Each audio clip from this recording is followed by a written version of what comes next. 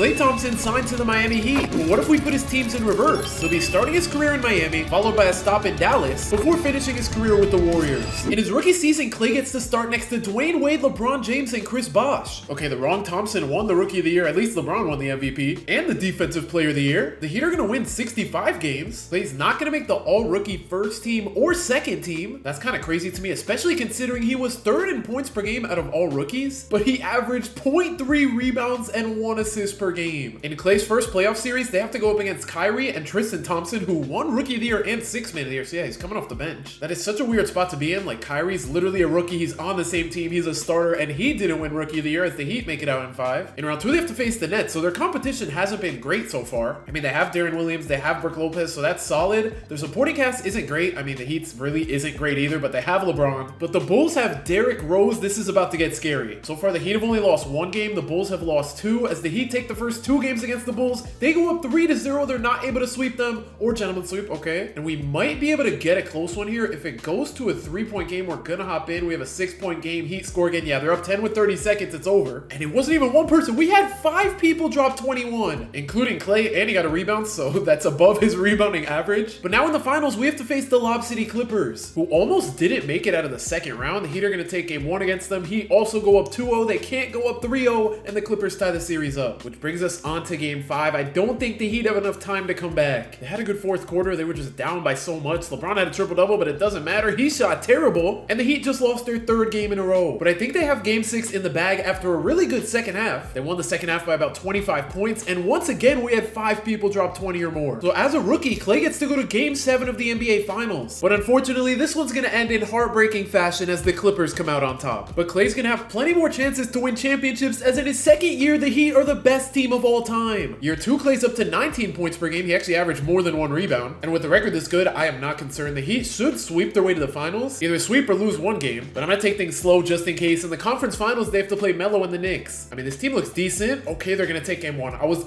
They just took game 2. I was gonna say they're decent, but nowhere near as good as the Heat, as they go up 3-0 on a 78-4 team. The Heat need to win 4 straight. They win games 4, 5, and 6. And in game 7, they are just barely gonna hold on. I can't believe the Knicks just blew a 3-0 lead, or that the Heat even lost the first 3 games. On the other side of the bracket, there's also a game 7, and the Heat are going up against the Clippers again. Let's hope they can actually get it done this time. Game 1, the Heat only win by 2 points. Game 2, the Clippers take. Game 3 goes to the Heat by 1. They are just barely winning their games, and the Clippers tie the series up again. Okay, I don't get how you go 74-9. I mean, they're low-key coming back, but there's not enough time. But how do you go 74-9 and you're about to lose in the finals? Let's hope game 6 actually goes in their favor. This one is pretty back and forth. With 3 minutes to go, they're up 10, so they should have this one in the bag. And yeah, they're gonna force a game 7 in back-to-back seasons. All thanks to Dwyane Wade dropping 37 and 10, LeBron with 24 rebounds and 28 points, and Klay did not shoot the best. And unfortunately, history is gonna repeat itself because Klay is on the best team of all time who lose game 7 of the NBA Finals, just like real life. On to the 2014 season, Klay's gonna drop all the way to 14 points a game, and the Heat are the 1 seed out east, being the only 60-win team. Round 1, they have to go up against John Wall and Bradley Beal, who's not in his prime yet. Game 1, the Wizards are gonna take by 5, though. I did not expect that at all. Like, I know the Heat aren't as good as they were last year, but the fact that they're having trouble against an 8 seed is kind of crazy, but they make it out in 6. Round 2, we have to play the Bulls again, but this is after Derrick Rose's injury, so they're nowhere near as good as they used to be. Joakim Noah is still a little bit of a threat, though, but we're still gonna go up 3-0 on them and sweep them. All to play the Cavs in the conference finals. I don't know how Kyrie led this team here. We're gonna go up 2-0 on them. I feel like we're gonna easily sweep them. I don't know how they even made it that far. And of course, for the 3rd straight season, we have to play the Clippers, but this time they have home court advantage, which is definitely scary because we lost to them 2 years in a row when we were the better team on paper. They're gonna go up 2-1 on us. We cannot tie the series up, and Klay is 0-3 in the finals to start his career. And on top of that, he's the best player on his team in his 4th season because LeBron is gone. The Heat are somehow better than they were last year with LeBron. And let's see if Klay went up from 14 points per game. He's all the way up to 22 now. Round 1, they have to play the Bucks with a young Giannis, but the fact that him and OJ Mayo are the best players on the team at 82 overall is very bad for the Bucks, who somehow take a game from us, but we're gonna win in 5. On to the second round, we have to play the Wizards again, and this is just like the Bulls team last season. I don't know how they made it to the second round. These teams are just not good, but they tied the series up somehow. Heat take game 5 by 20, and they make it out in 6. So we have to play the Cavs in back-to-back seasons, but this time they have LeBron and Kevin Love. So here goes nothing. This is not going to be an easy series. Game 1 we take by about 20. Game 2 we lose. Game 3 we get blown out, but we tie the series up. And in game 5, the Heat are blowing it. They just made it a 3-point game, but they had to foul. And with J.R. Smith making the first free throw and missing the second, they still have a chance. But they need to score quick because with just 22 seconds to go, they're down 4. They're going to find Klay top of the key. He goes to Dwyane Wade driving on J.R. Smith, and he's going to throw a turnover. The fact that they couldn't even get a shot off is crazy. Mario Chalmers made the 3, but it doesn't matter. They're going to go down 3-2. I wish LeBron was still on our team. He only missed 4 shots. But in game 6, this one's not close at all, so the Heat force a game 7. I didn't expect that at all. Klay dropped 45 points. And finally, we have a close game 7 we can hop into. The only thing that sucks is that it was just a 3-point game. Kyrie gets 3 free throws. So after making the first 2, he can make it a 6-point game right here, but he misses the third. Miami's going to need to lock in here. Dwyane Wade's going to do a pick and roll with Whiteside. We're back to a 3-point game. And let's see if the Heat can get a stop on LeBron going into the post. The drop step, that's too easy for him. I guess we have Klay running the point guard now. He's gonna cook J.R. Smith for the open mid-range. So the Heat are playing good on offense so far. They just need stops. Why was J.R. so open? I don't know if somebody got caught on a screen or what. Klay's gonna drive. He's gonna end up making both free throws to make it a 4-point game. Thank goodness Kyrie missed that. That was such a good play. He just couldn't finish the shot. Klay driving on J.R. Smith goes up for the contested layup. We have a 2-point game. I didn't think he was gonna make that. He has 30 points to LeBron's 21. LeBron, the spin on the wall dang, gets a turnover. So now we have Dwyane on the break. He's not gonna throw it down to Chris Bosh. He finds Dwyane Wade though, and Dwyane Wade throws a turnover. What is going on? So we have another fast break. J.R. Smith is gonna find Kyrie. The layup over Wade is good. The Heat really brought it to a 2-point game just to do all that. But now we have Dwyane Wade kicking it out to Chris Bosh. His top of the key 3 is gonna miss. Whiteside keeps them alive. But now they need LeBron to miss 1 free throw here. The first one's off. If he somehow misses the second one as well, that would be big, but he's gonna make it. And luckily for the Heat, they have 17 seconds to get a shot off here. They don't necessarily need a 3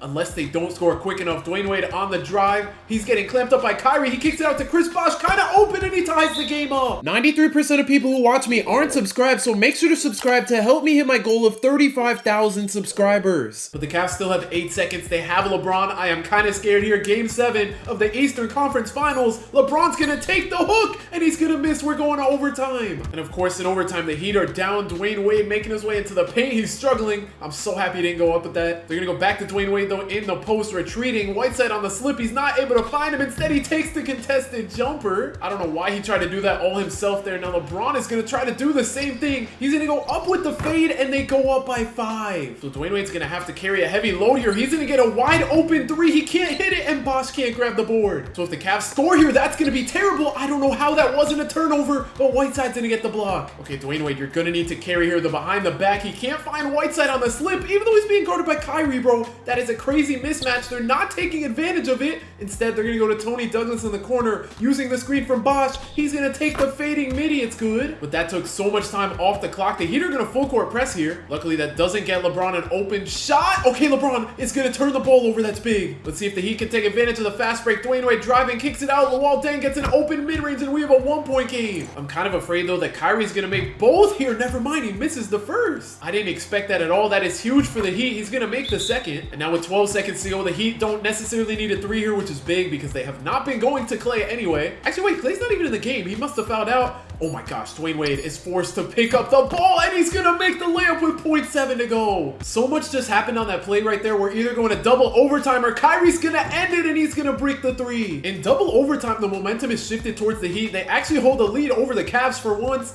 LeBron trying to make his way into the paint, past Dwyane. He's gonna go up with the layup. That is a terrible shot. I really wish we had Klay in the game, but on the bright side, they could just throw it down low to Dwyane Wade. Please just cook J.R. Smith here. What is that shot? He's gonna make it. Cavs are down 5 now. I feel like Kyrie's gonna cook though as he misses the deep 3. In and out is crazy. That looked like it was going in on the fast break. Dwyane Wade gets an open layup. We go up 7. It's starting to look rough here for the Cavs. LeBron on the ISO goes up with a bad shot and scores. Made All-NBA first team. Yeah, I wonder why. Honestly, the Heat should just chew clock here. They're just gonna pull the 3 and Dwyane sinks it. And that would be the dagger as Klay goes to his 4th straight NBA Finals. Kind of crazy. He fouled out and still led the team in scoring. Low-key, he was a free throw merchant this game though. And of course, in the finals, we have to play the Clippers for a 4th straight year. This is literally like Cavs Warriors just a couple years earlier. The Heat are able to take the first 2 games that is big, and the Clippers don't tie it up this time. And I can't believe it. The Heat are finally gonna do it. It took 4 finals appearances, but Klay is finally an NBA champion. And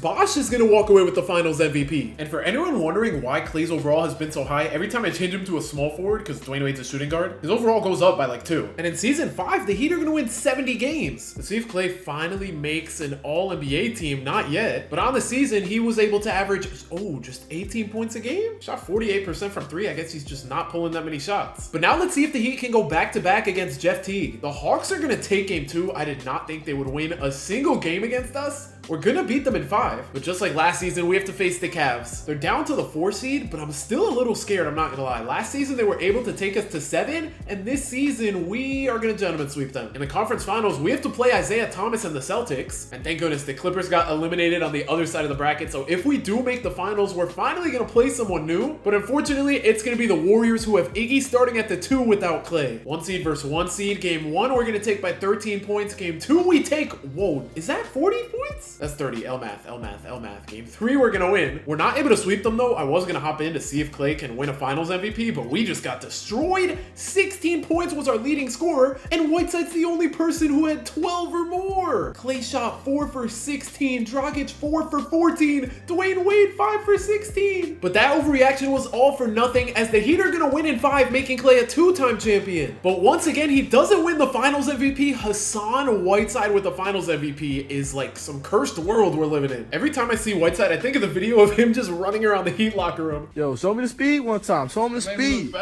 You look fast.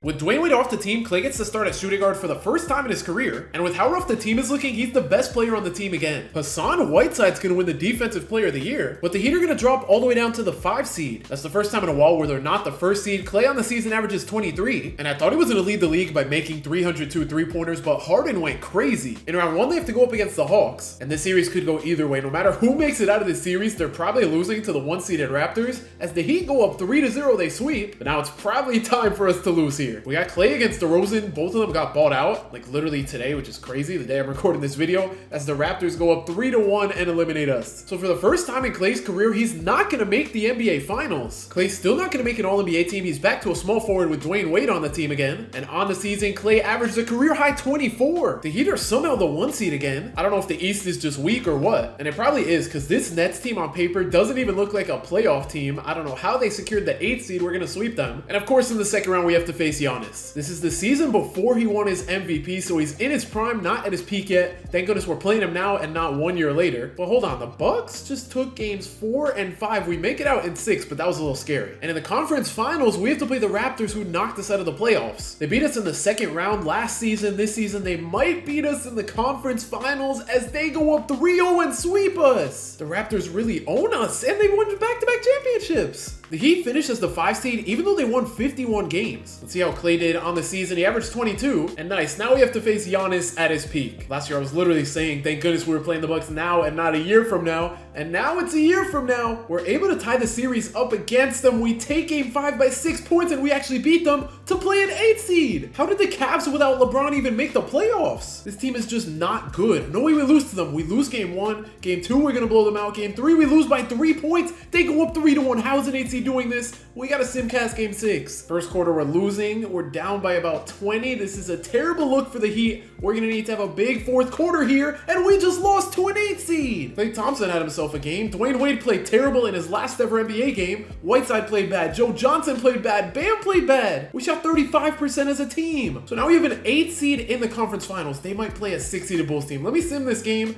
They're gonna play Philly, and hopefully Philly just knocks them out. Yeah, they're not gonna win the finals, thank goodness. But with Dwyane Wade retiring, he's gonna get replaced by none other than Jimmy Butler. So now we have a nice looking big 3 of Jimmy, Klay, and Bam. Jimmy's gonna make the All-NBA second team, averaging 27, 7, and 8. And I'm surprised it's taking Klay this long to make an All-NBA team. He's around 20 points per game every season, but the rebound and assist numbers just aren't there. The Heat are gonna clinch the 1 seed. They're somehow not gonna win Coach of the Year. The Raptors win it as the 2nd seed. And for the 3rd straight season, we have to play Giannis. With them being the 8th seed, I feel a little bit better about this, and we're able to sweep them. I'll to play the Bulls in the second second round led by Zach LaVine. This does not look like a team that should have made the second round. I don't know how they were able to beat the Celtics in 5 as we sweep them as well. And what do you know? We have to play the Raptors in the conference finals. They don't have DeRozan anymore, but with Siakam being up to an 85 overall, they are still good. Let's see if we can beat them, bro. They're going to win 2 games in a row. They win 3 games in a row, and they gentlemen sweep us. The way they win another finals, right, bro? DeRozan's a 3-time champion. Wait, I'm tripping. I literally just said he's not on the team anymore. But still, the Raptors own us. There's the peak Giannis I was talking about. And once again, Klay's not going to make an All-NBA team. He's down to 18 points a game. We have the play-in now, and I'm scared to see what seed the Heat are. They're the 5th seed. And of course, they're playing the Raptors in the first round. Let's see if we can finally beat them. The Raptors own us like crazy. They're going to take game 2. They're also going to take game 3 and 4, bro. I don't know what it is, but the Raptors keep beating us. At this point in Klay's career, it's been 6 seasons since he's made the finals. He's going to average 23, so he's still good. But the Heat's team success has not really been there. They're up to the 2nd seed at least. So they actually have a chance. Round 1, they have to face a Pacers team with a pretty young Tyrese Halliburton. And I don't even want to say thank goodness we're playing them now, because we're probably going to match up with them in the future if I say that, just like what happened with the Bucks earlier. After sweeping them, we have to play the Cavs, who have Lowry Markkanen before his breakout season. Evan Mobley's a rookie here, so he's nothing crazy. Jarrett Allen's not as good as he is. Garland's pretty much the only one that's good. They don't have Donovan Mitchell yet, so we can beat them. But now we have to play the 5-seeded Nets led by Kyrie and KD. They don't have Harden anymore. He went to Philly, but now we're going to lose game 1. Game 2, we win. We might be able to make our way back to the finals, and we do. All to play the Clippers again, because the Warriors just blew a 3-1 lead. And I know the Clippers look completely different, but them and the Raptors have owned us all simulation. And we have PJ Tucker starting at our 4, so this is not a good look for us. We're able to blow them out in game 2. Game 3, they take by 5, and we tie the series up. Game 5 is a big one. I don't think the Clippers are gonna come back. We're up 7 with a minute to go. Oh my gosh, they made it a 3-point game. We ended up winning by 6. And Kawhi went off, but he didn't have any help for us. Klay led the team in scoring, but this series isn't over yet, because in game 6, Paul George is not going to give them the lead. The Heat are only up by 1. Jimmy's going to pull the mini on the fast break, and now we have Kawhi doing a pick and roll with Zubats. He's going to pull the 3 and tie the game up. Herro on the ISO. He's going to cook Luke Kennard for the layup. Everyone's going crazy to start the game. Luke Kennard's going to kick it out to Kawhi. What a shot. This is peak hoops going on right now. Tyler Herro, another ISO, pulls the fade, but Zubats gets the stop. That was great help defense there from him. Now he's going to come set the screen for Kawhi. Klay gets the contest, and he's going to miss, but Zubats gets the offensive board, and his putback layup is off. So with just over 30 seconds to go, Tyler Herro's going to find Jimmy. Back to Herro. The 3 over Kennard is off. It looks like the Clippers aren't going to chew the clock. They're going to find Kawhi. His top of the key 3 is going to miss, and the Heat can get the last shot here. We really went from everyone making every shot to everyone bricking. And for a chance to win the NBA Finals, Herro on the ISO is going to kick it out to Klay. He almost throws a turnover. Klay with just 3 seconds to go. He's going to have to pull the 3, leaning over Kawhi, and we're going to overtime. That would have been the craziest ending for an NBA Finals. Jimmy Butler trying to get past Kawhi is struggling, and now with just 5 seconds left on the shot clock, he finds Bam for the layup. He's going to miss. The Heat only hold a 1-point lead over the Clippers. Reggie Jackson almost throws a...